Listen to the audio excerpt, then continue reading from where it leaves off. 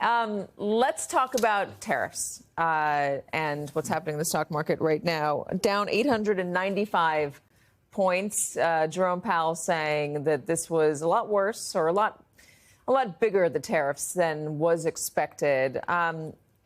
What is the significance of him coming out and saying slower growth, higher inflation? It's hugely significant. In fact, it's hard to imagine something that would shake people up more. Look, for a very long time in the United States, we've come, whether we like them or not, and there are many critics of the Fed, but we've come to sort of trust the Fed as a very reliable source of information. As such, that credibility resonates. And if the head of the Fed is saying, look, these tariffs are really shaking us up, we didn't expect it to be as complicated as it is, and to talk about inflation, slow growth, things of that nature, of course you're going to have problems. And I will tell you, that is also going to shake people up around the world. Because remember, the Fed, for lack of a better term, is our central bank. And it communicates with all the other central banks around the world. If they're sending scary signals, those are heard. You're in Iceland right now. You've been doing a bit of a tour, talking to foreign nations on their economic policy. What have you learned? People are completely confused. They are struggling to figure out how to respond. There is still in Europe, and you remember that Iceland's a little bit separated from the European community in a number of ways. But I was in Italy not long ago, and have been in other spots. And what I can tell you is that there is a great desire to negotiate. There's simply no question that all these countries want to be in negotiation, and they have been sending those signals. You've got 27 countries involved in Europe. They have proposed something like 400 tariffs. They're very targeted tariffs at this point. They're clearly trying to talk to the United States via a counter proposal.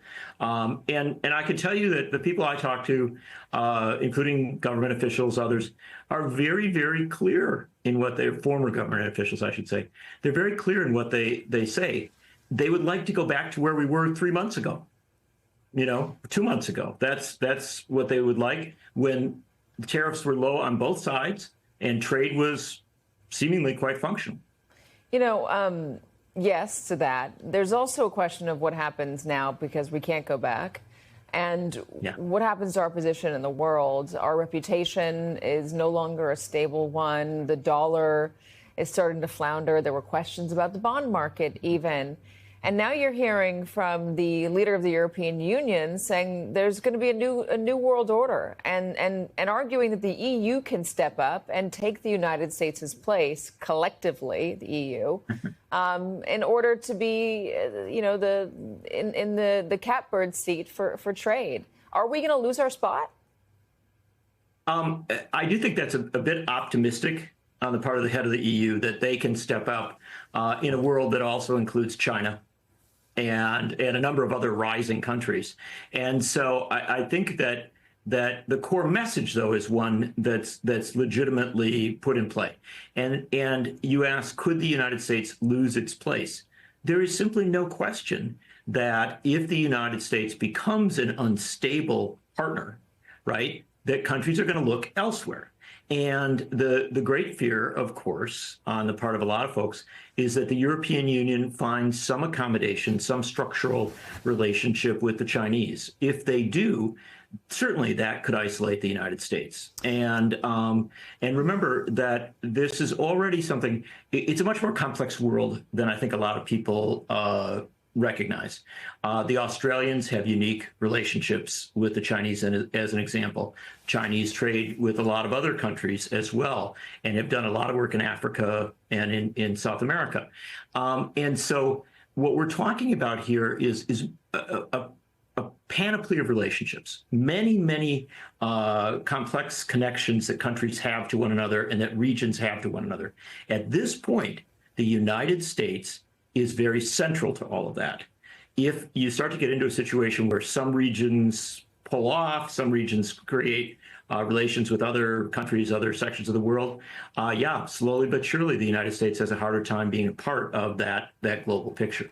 Do you see Donald Trump still enjoys some pretty rock solid support among his supporters? I mean, I got family members that I talk to about this that believe that Donald Trump is and the tariffs are all part of the plan, and they're on board with it. They're on board with the short-term pain for long-term gain. Do you see any bigger immediate impact? Because right now, some prices have gone up, but not all. Some businesses have gone under or are about to go under, but not all. Is there going to come a moment when these things and the tariffs and the impact of what Donald Trump did in March will actually take hold in our daily lives? Sure. I think there's no question that unless we change course, we could get to such a moment. That moment might not come for quite a while. Remember, the Europeans, as an example, are proposing tariffs on something like 400 goods, but that's suspended for a period of time. With Mexico, we've had kind of an on and off on certain things, and similar with other countries.